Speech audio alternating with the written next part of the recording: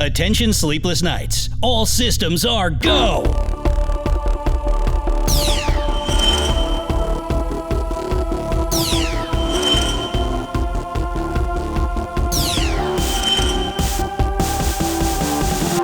This is your fully functioning broadcast certified narrator with an exciting program change announcement. Your normally scheduled Sleepless Knights pODDcast with your host, Mr. Lobo of Cinema Insomnia and producer co-host Paul Sanders of Bestow TV is about to be taken over by a space pirate radio drama of intergalactic proportions. I gotta correct you on that. Space Pirates.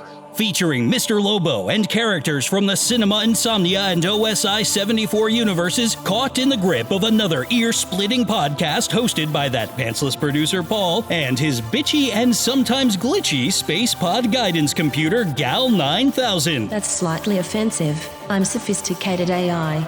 Will Paul finally get rescued from deep space? We got him. He's in the Delta Quadrant. Is Miss Mittens really a gorilla now?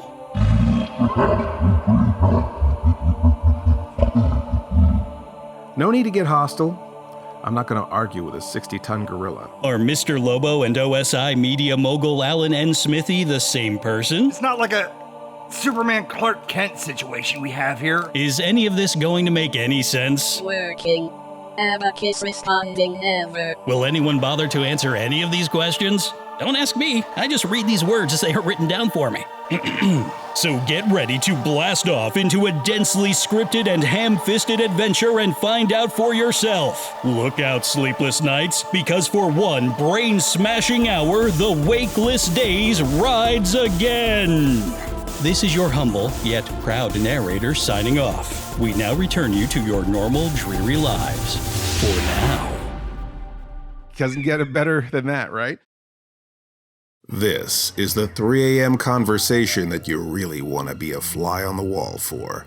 This is the Sleepless Knights Podcast, hosted by Mr. Lobo of Cinema Insomnia and my producer Paul Sanders of Bestow TV. Those who listen know it's unlike all those other podcasts. This one is for us night people. We obsess on pop culture, we talk movies, talk shop, get weird, do interviews, answer your questions, we take you to the airport and to the laundromat. Okay, well sometimes we get lost, but we promise you that we will go where no podcast has gone before. Dare you put down as little as $1 American and support our next show? We're getting it ready for you now. All you can hear for $1 or more an episode. Please join us on Patreon. Patreon.com/Sleepless Knights Podcast, all one word, SleeplessNightspodcast. Only one D in podcast, even though we emphasize the odd in our pODDcast. We want normal people with real jobs to find us. Sleepless Knights Podcast on Patreon.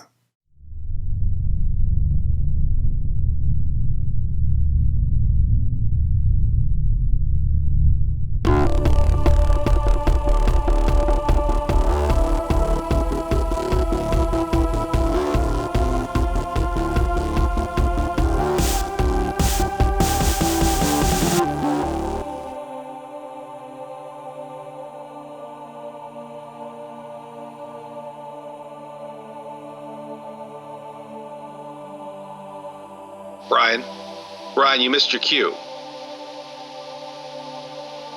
Densely scripted and ham-fisted drama.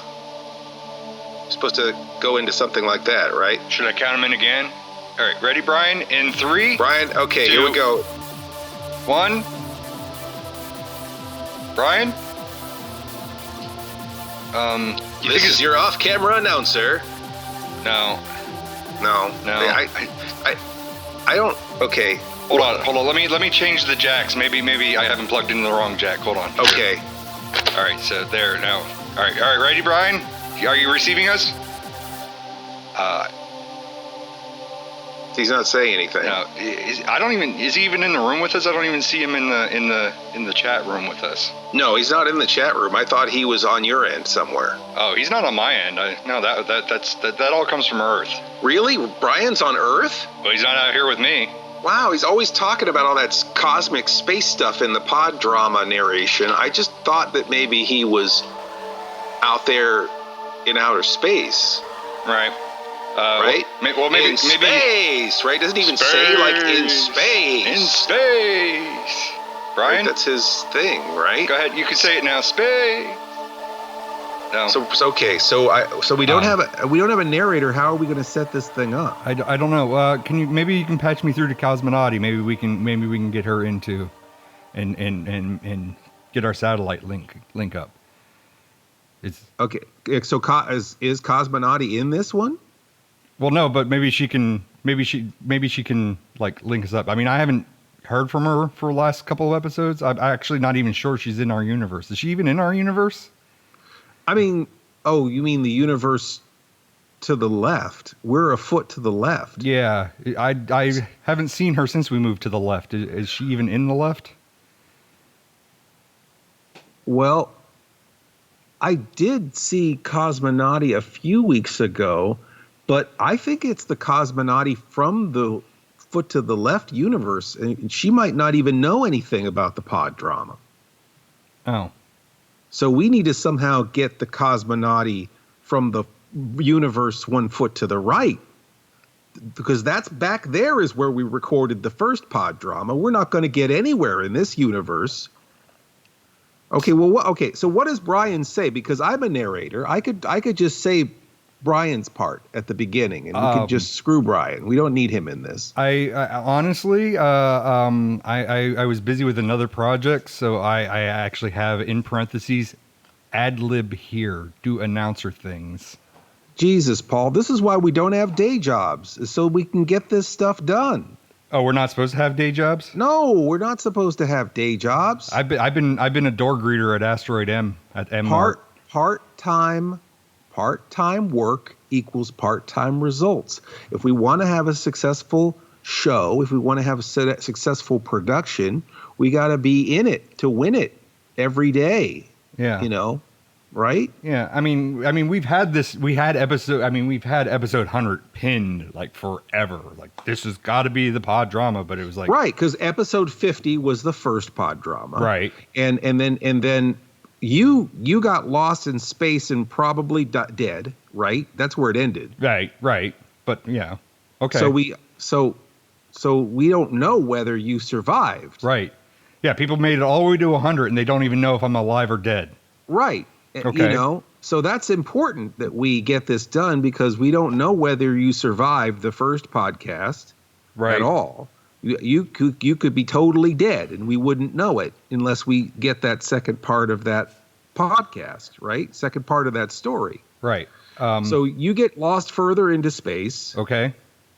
I totally forgot that even happened. So that tells you how much I've even paid attention. So yeah, well, maybe we need to go back and listen to the first pODDrama. That was episode 50, right? Right. Correct. Okay, so episode 50 was the pODDrama. And then Alan Smithy, we went to his island, right? Okay. Right. And now we can't record anything in the island now because of the chronic diarrhea pandemic has flared up again. Mm-hmm. And I think is that the chronic diarrhea Montezuma's revenge? Is that the strain we're dealing with now? That's the volcano that's on the island. Yeah. So it's exploded. Okay. It's exploded. It's bad. Yeah.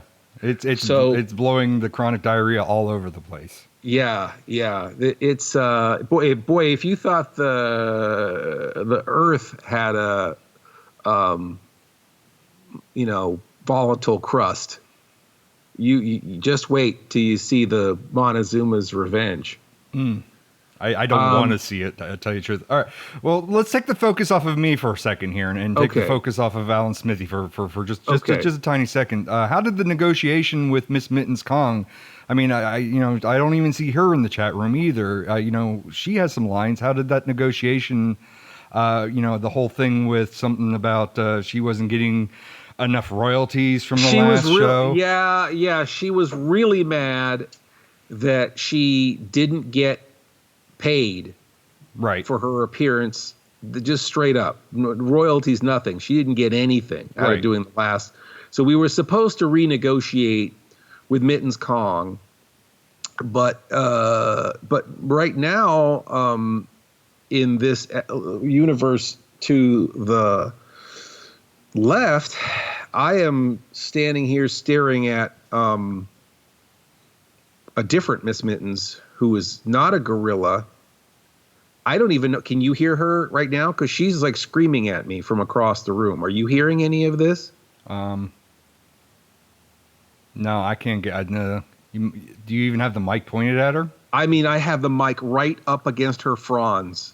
Now I hear it. I hear it in my head, but that I've always been able to. I have had this telekinetic, this ability to hear plants ever since I was a youngster, and I don't know if everyone has that, and I don't know if that's transmittable. Like, I don't know if people who are plant sensitives can actually hear plant,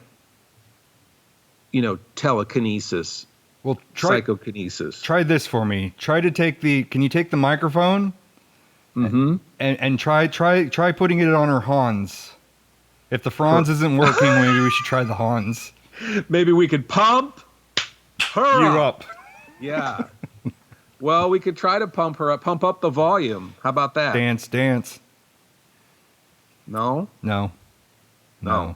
Okay, so that's a problem if we can't even get any audio from Miss Mittens. Okay, so if it's just you and it's just me, and we don't have the rest of the cast for the podcast, for the PODDrama rather, and this has been earmarked for the PODDrama. How are we going to produce a PODDrama just between the two of us?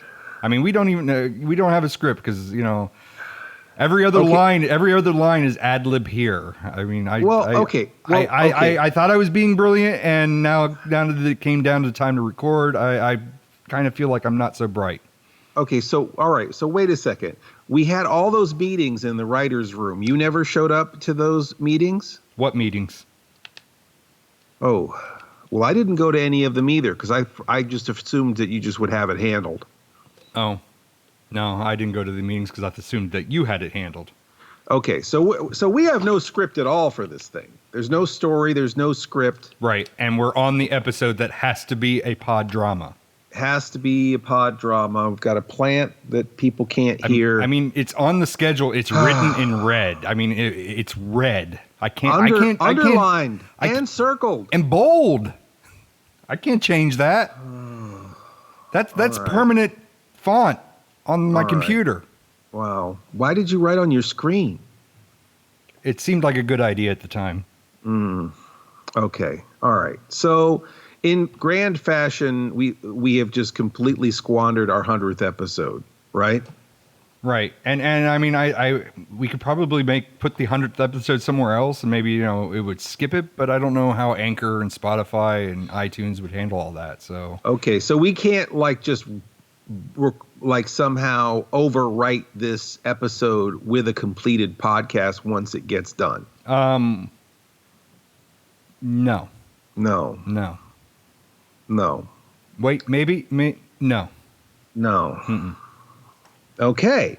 All right. Well, now, why don't we go to a break and then regroup and try to figure out what we're going to do right after this.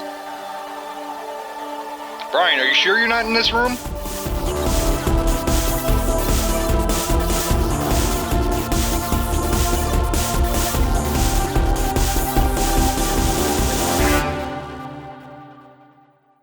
Incoming transmission.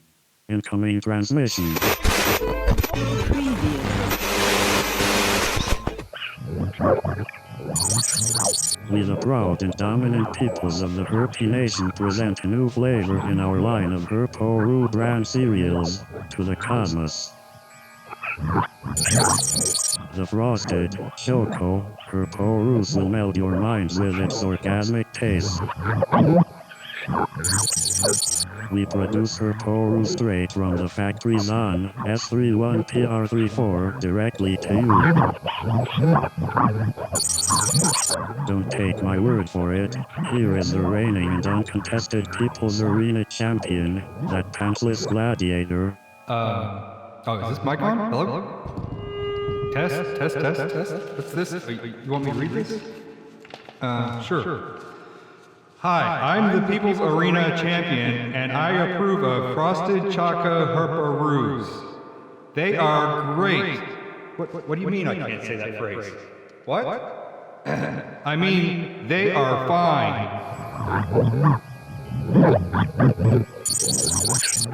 Your daily 5 flavors of vitamins, mixed with our secret ingredients, pad and pendy and fibers, frosted, choco, Herporu brand cereal will put go into your day. As for the insubstantial claims of later flare-ups, these are rotten lies. Here again is yours and mine People's Arena champion, that pantsless gladiator, to support our claims.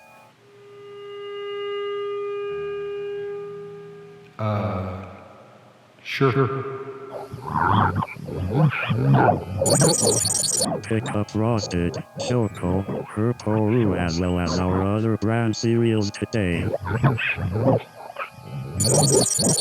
Coming soon, Grand Banana Corn Chip flavored Herporu from the Smithy Corp.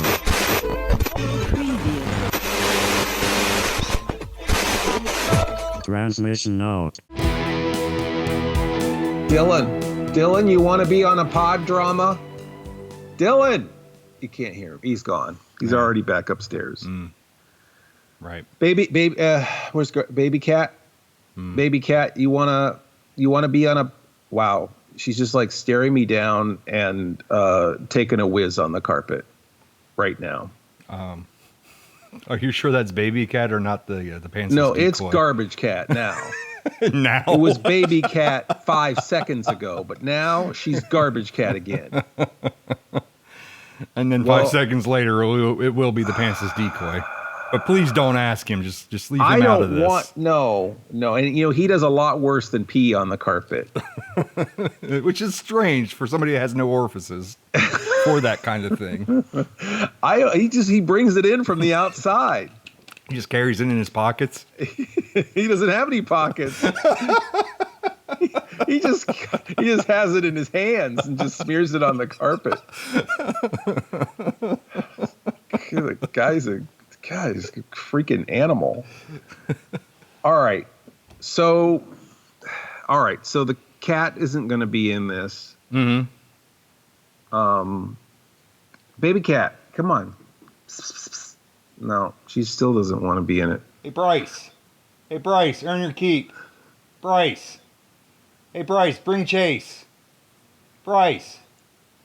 Neither Bryce nor Chase wants to be on the podcast either. Oh, by the way, I have another cat called Chase. Oh, how did that happen in outer space? Bryce apparently got wet, and you've seen the movie Hobgoblin, right? Where they just pop out of the back and... Was that hobgoblins? I don't know. I don't watch that shit. They grow, yeah. They do grow out of some. You don't get them wet after midnight or something, and then they erupt out of their back. Right? An extra one spontaneously. They reproduce asexually somehow. All right, now I need an art asset of that, but it's with Bryce with like 15 legs and 2 ears. And thank God we're not creating all those stickers anymore. I do have all the stickers here now though, so we can send those out. Yay! Get the and stickers then out. all of the Blu-rays are out. Yay!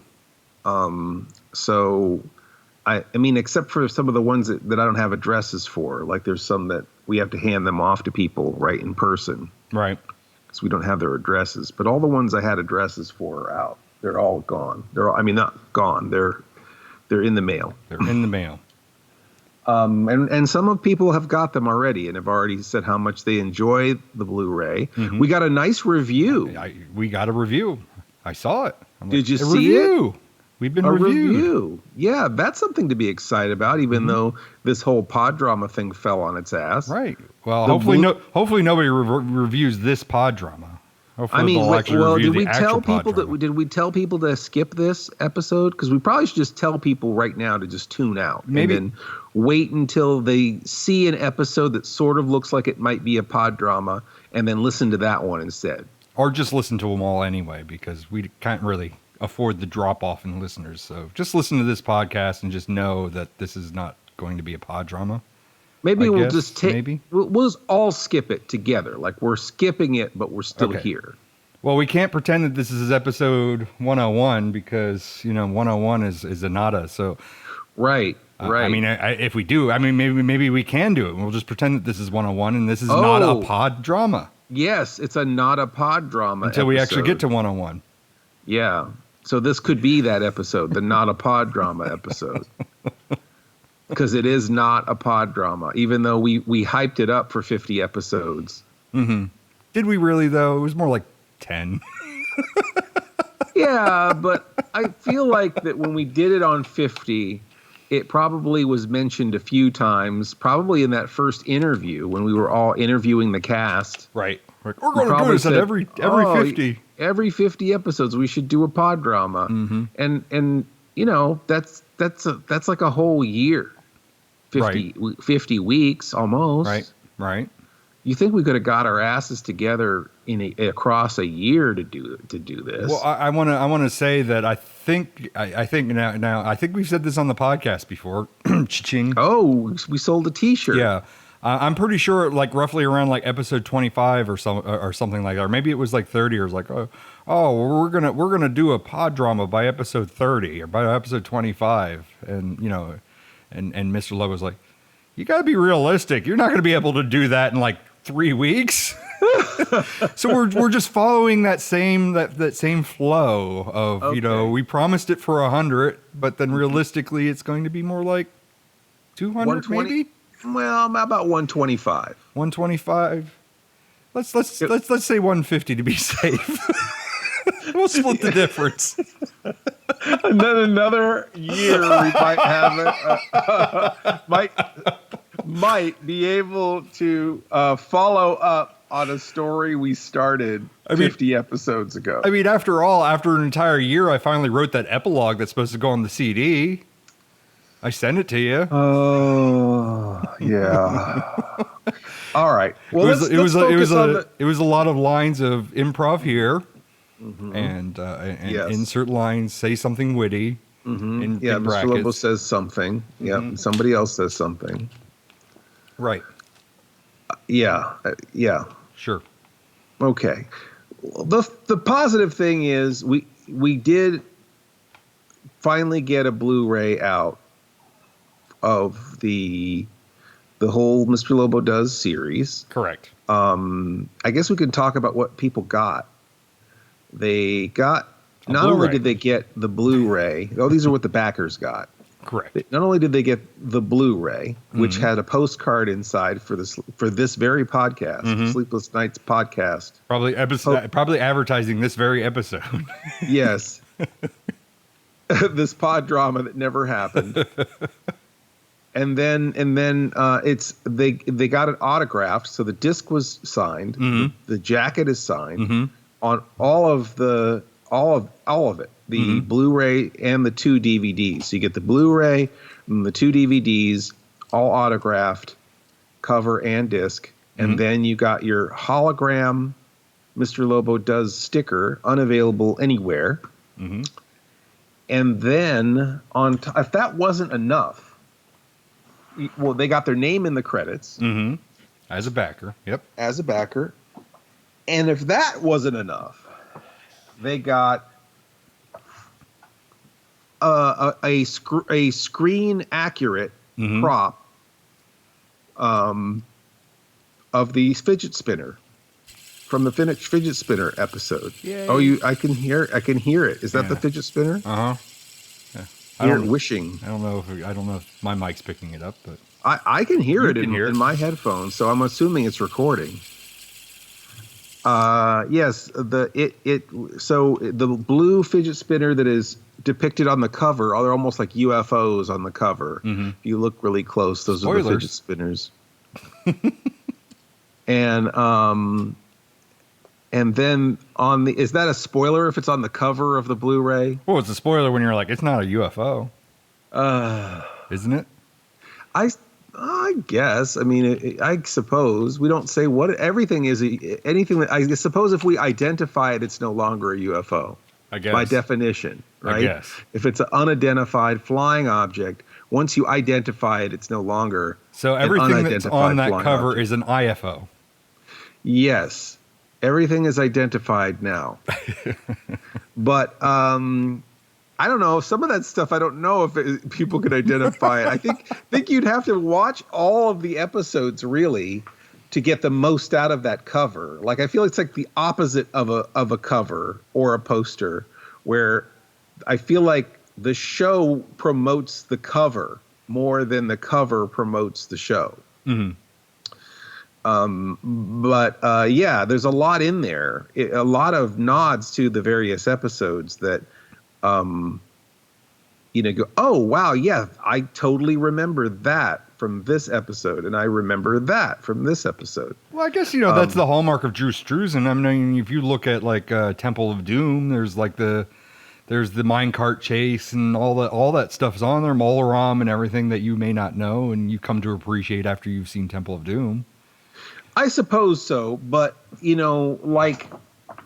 I guess that's true. But I feel like someone being chased on a minecart, you're like, oh, I want to see that movie. Mm-hmm. If you just see Mr. Lobo laying on his face, I don't know if that's something like, oh, I want to see that. But I suppose it could be. I've already seen that last week.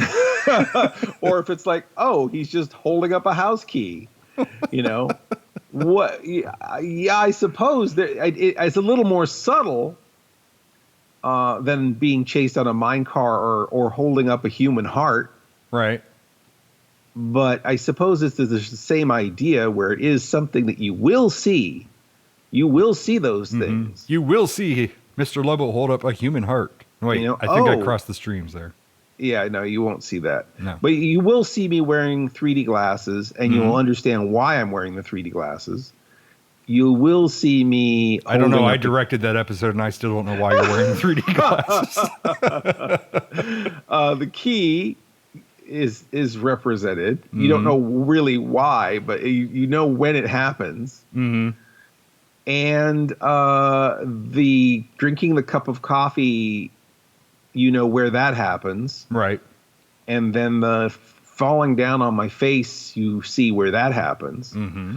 So yeah, it does. And then the spinners, of course. The spinners. And then the entire strip of Chubby Bunny. Yeah, right. Yeah, exactly. The strip across the bottom on the DVD, and the strip goes across the back on the Blu-ray because it's a shorter image. Right. So we put the strip across the bottom on the back, which is nice because there's some nice art for the back. Chubby Bunny, because I don't think anyone. I guess it's somewhat self-explanatory. If you see everyone there with marshmallows, a bowl of or the bowls aren't empty, right? I don't recall my DVDs are across the room, and I'm kind of tethered to the computer right now. So. Mine are just out of reach. But they've got the bowls and microphones. I think the microphones we took out. I think Dixie took the microphones out. Might have removed the microphones, yeah. To make it less obscured. So, yeah, so it's just us with these various bowls of marshmallows and or just the bowls. There's some marshmallows because I know my shot I have the marshmallows. Oh, okay, that's right. That's right, you do. So so I guess you could extrapolate that someone's gonna marshmallow it up. Marshmallow it up, yeah. Anyway, so Mr. Lobo it's available on osi74.square.site. Mm-hmm. And people have been ordering them. I've got a couple new orders for them that have happened since the happened since the live stream. When we come back, I'm going to tell you about my live stream. It is the 20th anniversary for Cinema Insomnia. 20 years as of this recording, which the actual 20th anniversary is, so it's actually 20 years or so, because the actual anniversary is July 29th, 2001 was our first episode. July 29th, 2001. We're way past that now. We're way past that now, but not that far past. So 20 years or so ago. Yeah, I remember it when it was Sweet 16. And that was like a year ago. In podcast years, in nanoseconds.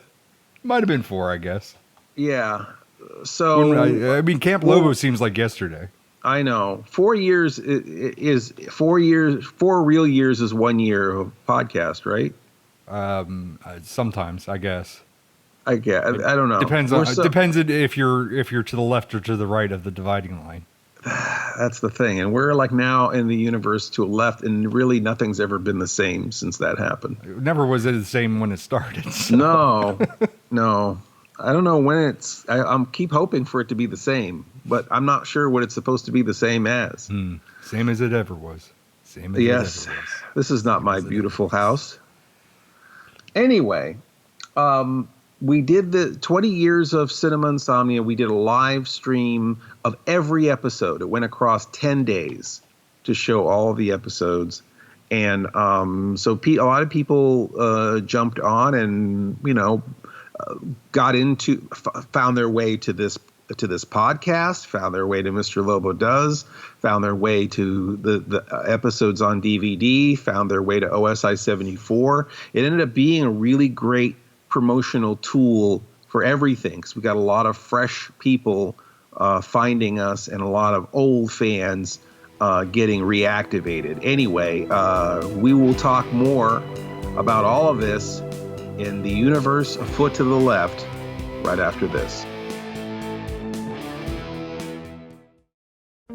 Greetings, this is Mr. Lobo. Are you a sinsomniac? Do you stay up late and watch what normal people call bad movies till dawn?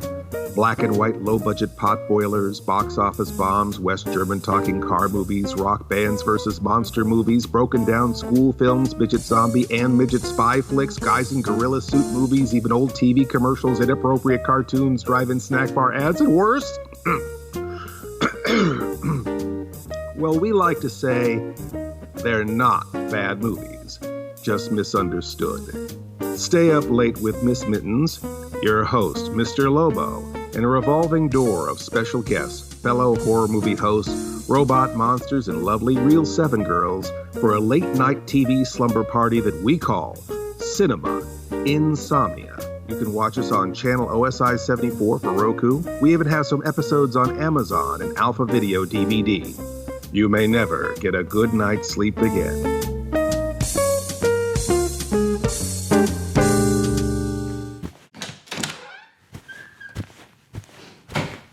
Hey, Mr. Lobo.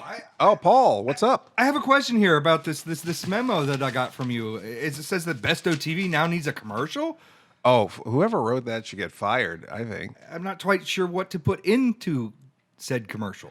For Bestow TV, I mean, you just talk about your channel. Like creative continuity and its sister show, bonus content? Right, all the convention culture and the interviews with celebrities and all that stuff, sure. Well, I guess I could also mention the cosplay montages, costumes. Costumes, right. Astonishing cosplay montage set to an epic soundtrack. I guess there's convention rewind, too. And those are great. We've run those on OSI 74. I guess that's all I need, so I guess all I have to... Are you sure? Because I think there's one other show that you produced for a Bestow. I don't know what you're talking about. With Mr. Lobo. Yeah, that we do together, the thing that we do. Remember all those videos we did? Oh, like Mr. Lobo Does. Yes, Mr. Lobo Does, of course. That's awesome. I'm going to get right on this. I'm going to write up the script. Hey, wait, Paul. You forgot to tell him to go to bestow.tv. Idiot. This is the Not a PODDrama episode, so we're all going to just play hooky. We're all just skipping it. Hold on, wait. I think I saw Brian coming into the chat. Oh, no, he logged back out again. Oh, gosh darn it, Brian. I think it would have been too late for a narrator, I guess. Well, and he might be at the drive-in right now, and the signal's really bad over there. If you ever try to get on the internet at the drive-in. Or you try to record a podcast episode while he's at the drive-in. Yeah, boy. So yeah, that was all of it was a bad idea. Anyway, but what was a good idea was doing the marathon. We ran 100 episodes, or roughly 100, not quite 100 episodes of Cinema Insomnia. We had a few extra surprises, things that people hadn't seen in a while. And we tried to run everything chronologically, which with Cinema Insomnia, we've always tried to avoid. And people always ask, well, where do you start? I would never suggest anyone to start with the KXTV episodes. I hadn't quite got the rhythm of what I was doing. A lot of times people accidentally see those early episodes and they say things like, Mr. Lobo, did you have a stroke? No, that's just an old episode. Don't worry about it. It took a while for me to figure it out. So, I wouldn't recommend anyone starting from those first season episodes. In the same way, I wouldn't recommend anyone starting Dark Shadows in those 200 episodes before Barnabas shows up.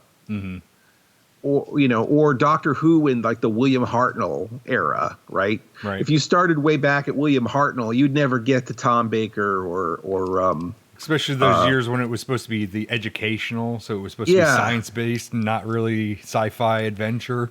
Yeah, the whole show changed genres. It was a kid's show, I think, originally. And so, they really, like I said, the show really evolved. And our show really evolved. But also, we've always had this is kind of a play on words. I think we should use this a lot. podDrama and a play on words? A play on words, yeah. No, that's not the play on words I was talking about. That's not the play on words? Oh, you got a different play on words? Okay. Different play on words. We have a loose cannon. You get it? No, I don't. Explain it to me. Okay. You know how like with franchises they have a canon. This is the canonical version of creative continuity, right? Whereas we have a creative canon where it kind of defies itself a lot. We have a lot of information that references other episodes, but under any scrutiny, Mr. Lobo's died like 12 times. We've got so many different versions of Mr. Lobo that all contradict each other. Even in the podcast versus Cinema Insomnia, we have all these contradictions of character and but in a self-aware sort of way. I know that when we recorded episodes of Cinema Insomnia, we would say, oh, remember when we did this thing in this show when we never did that thing? Or if we said, oh, remember this character from this other show? And it's a character that we're writing in a future episode. So we're referring to an episode we hadn't made yet as a past episode. So we did a lot of that kind of playing around on purpose with Cinema Insomnia, sort of throw people off the scent as to how new the episodes were, how old the episodes were, what the actual order of the episodes are. We in every single channel, every single network, every single outlet, we presented those episodes in a different order. And a lot of them were re-edited for each format and each channel. And a lot of that, because I was sometimes in a place where making episodes was difficult, those older shows we ended up recycling and re-editing in several different ways, several different times. Anyhow, the upshot of that is that Cinema Insomnia has a canon, but it's loose. When people say where to start with Cinema Insomnia, I always say start in the middle and go sideways.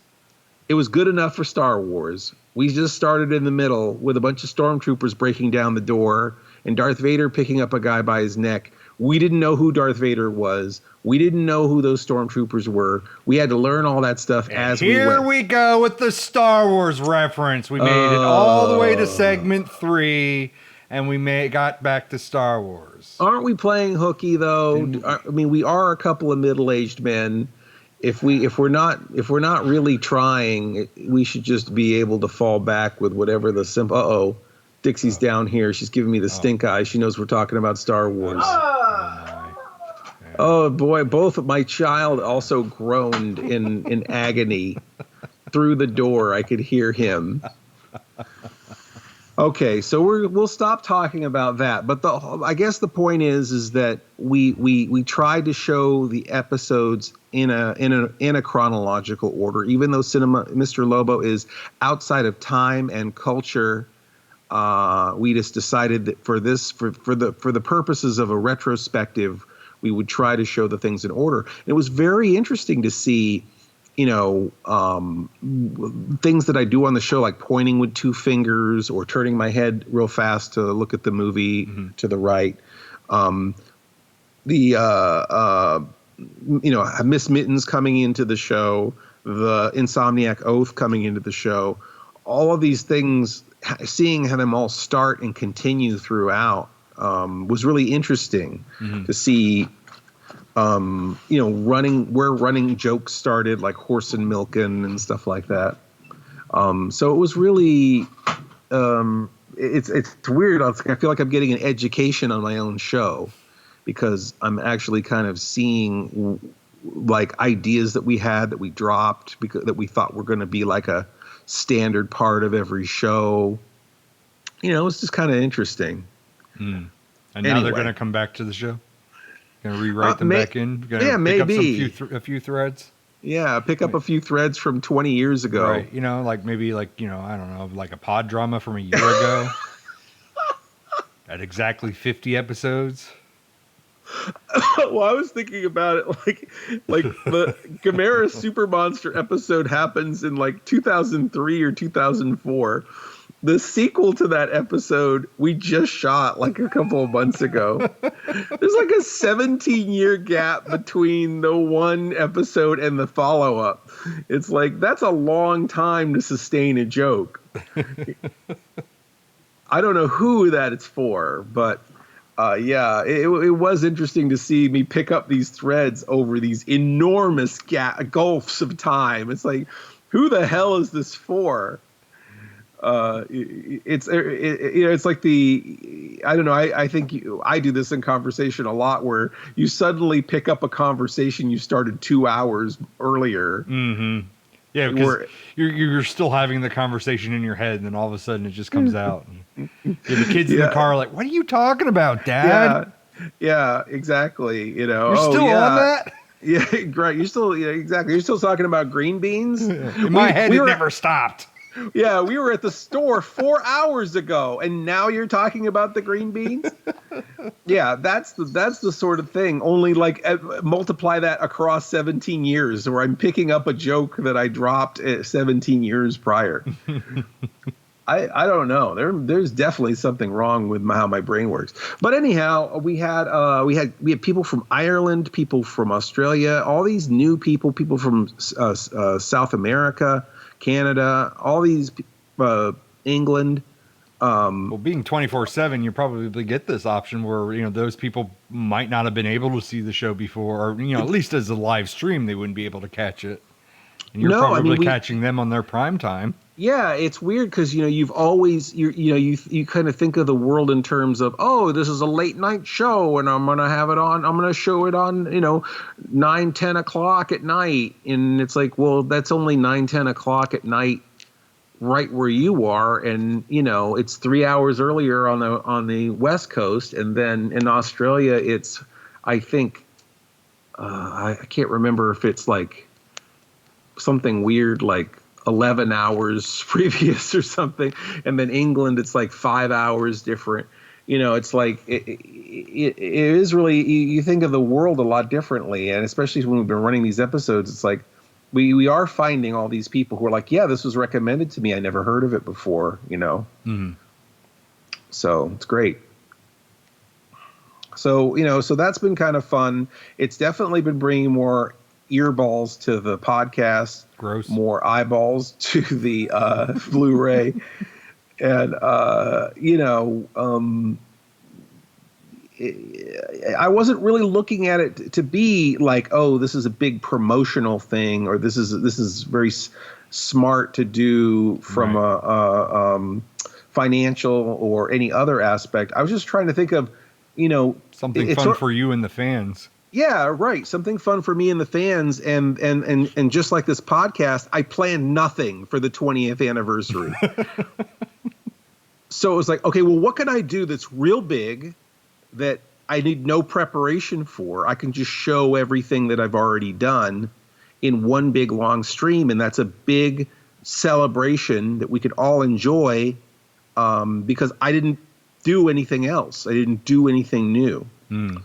So it ended up really being a big deal, and really we ended up really having a great time, and the fact that I'm looking at it right now. I think there's like, take a peek.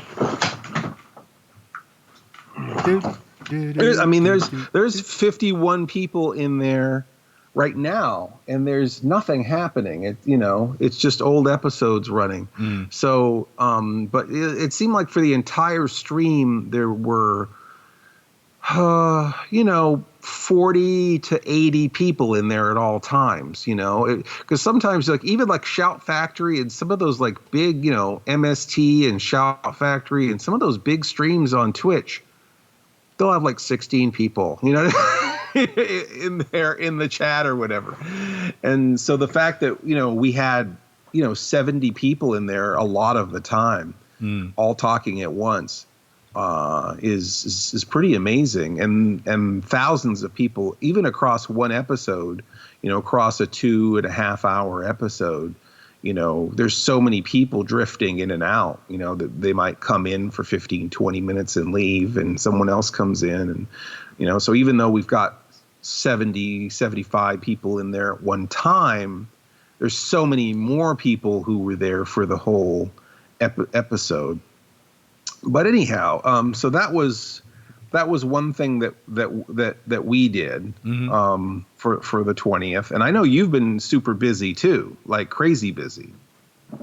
Yeah, I mean, there's a lot of people coming in at M Marts, and it's a big job greeting every single one of them. And they have me working both doors, so I have to as soon as somebody comes in the door, I have to run to the other side. Hey, welcome to M Mart. Oh shit, there's another side. I got to run to the other side. It's taxing. Wow. And then I have to take a 12-hour nap afterwards. I'm so tired. Maybe you get a bullhorn, and then you could stand in between the two entrance doors. Yeah, I got the bullhorn taken away from me after the first hour of working that shift. They frowned upon how I was using the bullhorn. It's not a good idea to put a bullhorn in my hand. Yeah. They always say, in most businesses, you do want to grab the bull by the horns. But in your case, you don't want to have a bullhorn. I mean, it's between the bullhorn and not wearing pants is the constant butting of heads with me and upper management, Yeah. And they kind of frown upon the no pants thing as well. But, whatever. Maybe you just need a longer vest. A trench vest. Trench vest. With a big asterisk on the back, or asteroid, I guess, on the back instead of an asterisk. I thought you said ass. You started with ass. I thought you were going to say assless trench vest. Then what would be the point? It's supposed to cover up the fact that you don't have pants, and then it's assless.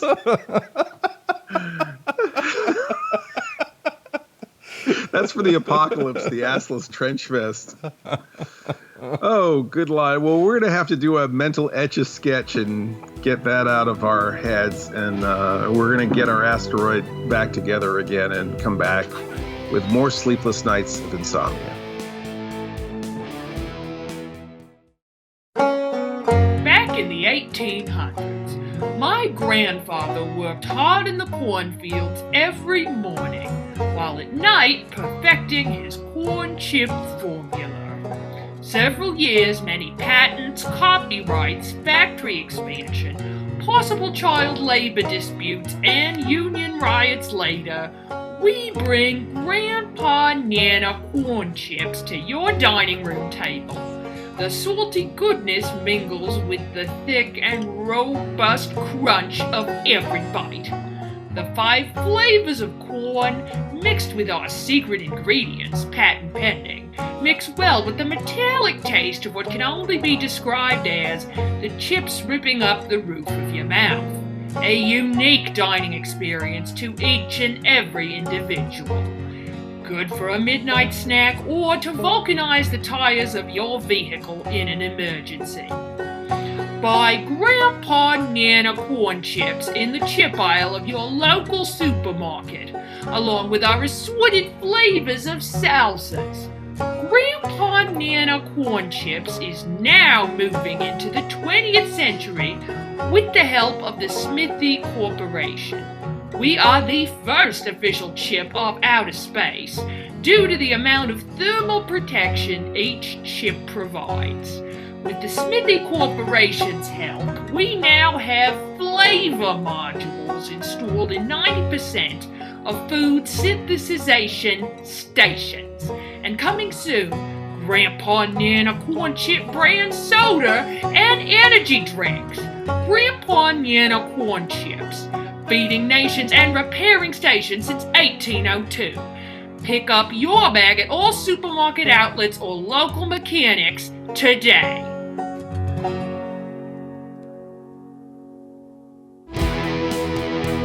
And we're back with the Sleepless Knights Podcast.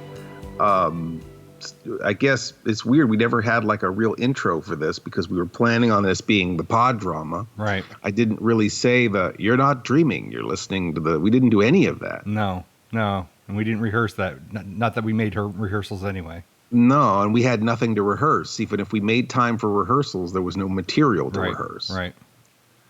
So I suppose, okay, well, we did skip this whole episode. We talked about a bunch of nonsense like we always do. Mm-hmm. There was, and now you were talking about greeting at Asteroid M. Is there anything else going on that's keeping you busy? Yeah, a couple of video projects just dropped in my lap. I just finished. I just finished training. I signed up for some online training from Think Media, which if you guys might be familiar with, they do a lot of like tech demos and explaining how to use hardware and stuff. But they do some training as well. Okay. Participated in the 1K challenge with them. Produced a video, outputted a video using one of their techniques where I'm on camera alone. Riley's not even with me. I just just shot. They did their lesson. You talk about like time zones. Mm-hmm. They're from Seattle, so they're like, 9 o'clock training. Oh yeah, great. 9 o'clock training is fine. That's awesome because that's during my work hours. No, that's more like 1 o'clock. That's 1 o'clock our time. That's like in the middle of my day. Right. And then they also boast like there was only 1 hour training, and every single time it was 2 hours training. It was 2 hours training and then a one-on-one like Q&A, with a set group of people on top of it. So it was like 2.5 hours. But using like one of their techniques was reviewing a specific product, and I have a bunch of specific products sitting here waiting for a show called Retro New Review. And I'm like, okay, well, there's this thing that I really want out of this box, and there's this thing I really want to play with, and I wanted to take a look at. So as soon as training was over, I dropped the curtain, I set up the lights, I turned on the camera, and away we went. So I reviewed the Ecto 1 from Afterlife. Oh, wow. So is it, in the commercial, it's got the gunner seat. It has the gunner seat. And so this has the gunner seat? It has the gunner seat. You spin the gunner seat around. It has the proton pack attached to the gunner seat. Actually, if you look inside, there's like proton packs lined inside the wall. This car is really neat. It's really awesome. That sounds nice. It's a nice car. And it got us to experiment because I know like when we did Retro New Review, we didn't really contain like reviews. We were just kind of like looking at the products. But it kind of helped me troubleshoot. Mm-hmm. I guess proof of concept maybe, where where it's like I'm just going to throw this up on Live-ish, and I'm gonna play around with this idea, and then when we get to shooting some more of this stuff, we'll refine that idea. But I'd actually like to lean a little bit more on the review end and include just a little bit of a review of whatever we're looking at. I mean, what constitutes a review where you go, I mean, because I feel like even in the non-reviews, we went over every aspect of the product. I think so. I mean, I don't know. I mean, I provided a shitty review, and I don't think I didn't get anybody like complaining about it, because my review is like, do I like this enough to put it on my shelf? Yes, I like it to put it on my shelf. That's my review. Yeah. I mean, I guess I did critique things like the gunner door doesn't sit on its hinge very well, so it constantly pops off with a nice little bone-breaking sound effect that I add to it on top of it. Yeah. So like, so you kind of hear my stuff in live fashion, my babbling, where it's like, oh, well, I don't really care for this gunner door. I don't care that the fact that it doesn't sit right. Once you get it on the hinge on, it doesn't really shut properly. But then, also like I'm talking through and I'm like, I'm talking about the details, I'm talking about like you flip the car underneath and you can actually see the muffler and all the stuff on the bottom. Usually like cars like that, it's just flat plastic, there's nothing underneath it. Yeah. Except for the copyrighted information, there usually isn't much underneath a toy car. Well, this car is actually, I mean, on the box, it's a licensed GM product. It actually has the GM logo and everything on it. So GM put their seal of approval on this car. Well, the original car was a Miller Mercury, right? The original vehicle. Mm-hmm. And they were made they were station wagons that were used as ambulances. Some of them were used as fire chief kind of vehicles, and some of them were used as hearses. It was just sort of like an industrial model station wagon that they used for a lot of, service businesses. Applications. There's a lot of applications for them. Yeah. So that that was an output from the lessons, and then a production fell in my lap that they needed to be done like right now. They had to have it done right yesterday. That's every production, though, pretty right? much.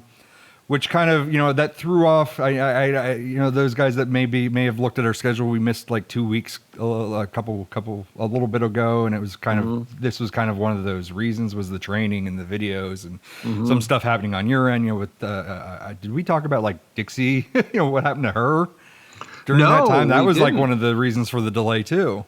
Yeah. Dixie fell off the porch. I think I don't know. I blame Life Model Decoy Paul somehow. There probably was a piece of the porch missing that would have stopped Dixie from just careening off the side of the porch. He was probably chewing on it, and it probably just eventually just snapped. Yeah. But basically, Dixie sat in a chair on the edge of the porch on 4th of July, and her and the chair just flipped right off the porch, and she landed right on her head. And we were really scared for several days, like, she's going to have long-term spinal injuries or neck injuries or back injuries or head injuries. But we had her checked out, and they couldn't see, other than a mild concussion, they couldn't see any long-term, damage, but they told us to just watch her for a few days and to make sure that she didn't have any. I think she might have a little bit of nerve damage because she was talking about some weird sensations in her leg, but she's pretty much normal. I mean, surprisingly, I'm shocked, because it was really scary. It was really scary, and it definitely threw everything off here. That by itself kind of threw us off a week. Right. But also, like with the training and with the production falling in my lap, I had made some context. So part of the thing with the training is like from now until April of next year, I can't miss a week. That's my 12-month goal, is to not miss an episode a week on Bestow TV. So please go to youtube.com/Bestow TV and see if I make it. But with that goal and with having to do this other project, it was going to really severely like impact my editing schedule. Yeah. And ultimately, I ended up having to pick up an editor for the next month or two to kind of pick up the slack so I can maintain that one a week. So wow. That's the next step of learning how to, because I mean, basically the training was how I'm not a YouTube channel. I'm a business. I'm an entrepreneur. And that's just basically how I need to look at this, and I have to run it like a business. And so, you know, they always say, you know, that's the first step is you end up with an editor, and then the next step is to figure out how to pay for that editor going forward. So that's what I'm going to have to do from here is try to find a way to keep that editor, to keep that channel going. So that's impressive. I have to say, I'm very impressed, Paul. I'm impressed with your professionalism, your dedication. You know, I think it's fantastic that you're setting goals and stuff. You know, I mean, I feel like I don't set a lot of goals. I just kind of throw myself into a project, and then it just sort of happens or doesn't happen. So, you know, maybe this is something we can learn from. Maybe we could set a goal to get let's say, I don't know, a podcast drama finished. Right. Within a certain amount of time, and then dedicate a certain amount of time to getting a pod drama done. I mean, I guess we could start right now and try and work on the pod drama a little bit. Let me look at my schedule. Let me see if I can get some time off from M-Mart, and maybe they'll let me like borrow the bullhorn, and I can just like shout my lines from M-Mart and just yell into the bullhorn. I mean, that would add some production value, certainly different quality to your voice. I mean, it's all about looking at this as a business. So if we're looking at this as a business, is like 1,000 bananas, like 1,000 actual bananas too much to actually give Miss Mittens so that we could have her in the sequel? I mean, is that really going to break the budget? Oh, I mean, is that they're like what, like 59 cents a piece? I'm sure you can buy bananas in bulk, can't you? Well, I guess if those bananas are what it takes to get Mittens Kong back in the pod drama, obviously we'll have to first get her here from the universe to the right, back here to be in this universe with us to do this pod drama now. But I think if we do that, I think the other big question is, do you get an employee discount at M-Mart? Oh, I mean, I guess I'd have to negotiate that. I could talk to my bosses about that. I'm sure it would involve me having to wear a pair of pants every now and then, or assless vest, trench coat, or whatever. I might settle for an assless trench vest. Get it right. I might settle for an assless trench vest. I might see if I can get that trending, and then do a video on it, because then I started a trend, and then I capitalize on the trend. That is it. If this is going to be run as a business, I'd put all your money on assless trench vest. Well, they do provide the thing where you can just you can just swipe the credit card, just right in the back. Swipe that credit card right down the crack. Oh boy.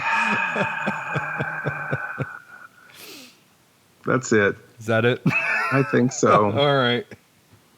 What else can you come back with? About from 3 that? minutes there, but that's fine. Should we go? We could probably keep going if you want. I mean, we can just keep spitballing if you want for a few more minutes. I mean, I guess you should reach out to Brian. I mean, it's been a year since you talked to Brian, right? Yeah, he could. Yes, and if he's at the drive-in, maybe he could use your bullhorn.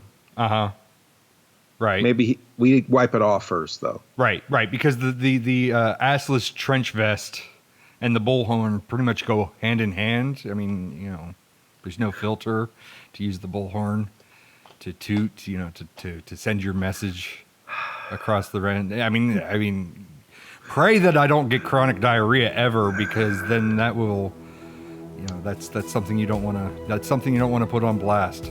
Let me tell you, I'd be doing nothing but talking about shit. I'd be talking shit the whole time. I mean, I'd be muck spreading. We've already done 100 episodes out of our ass. What's 100 more? Right. Still got 2 minutes. Still? I'll just put this stuff in segment 5. Still 2 minutes? How is that possible? I must be really tired. We can cut there. We'll go to segment 5. Okay. And we're out. You have been listening to the Sleepless Knights Podcast, or should we say, pODDcast. pODDcast. Emphasis on the odd. Our theme is by Mars Homeworld at Deadhouse Music. Our opening announcement is by Ophelia Necro. She does a radio show called Suicide Watch. And you could reach Mr. Lobo at cinemainsomnia.com, or find me on YouTube, YouTube/Mr. Lobo, MisterLobo. Mr. Lobo on Facebook, Facebook/mr.lobo, or on Twitter, at Mr. Lobo, MisterLobo.